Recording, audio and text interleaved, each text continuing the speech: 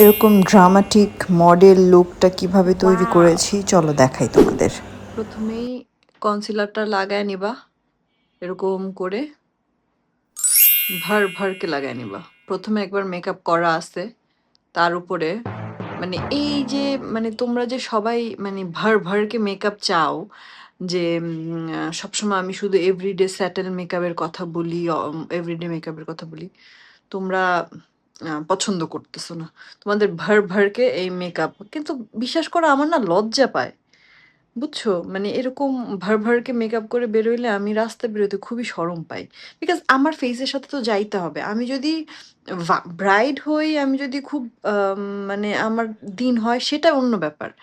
কিন্তু তাছাড়া এমনি ভারকে মেকআপ কেমনে করে বলো তো?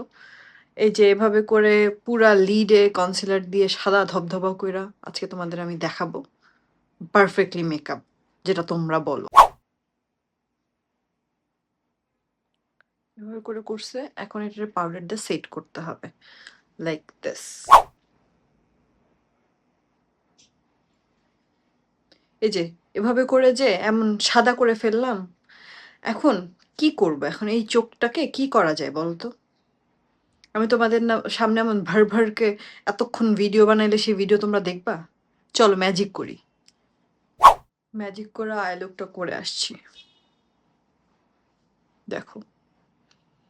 এখন এই ঘরের জামার সাথে কি আর এই আই লুকটা যায়? সেটাও তো চেঞ্জ করতে হবে, তাই না? চলো।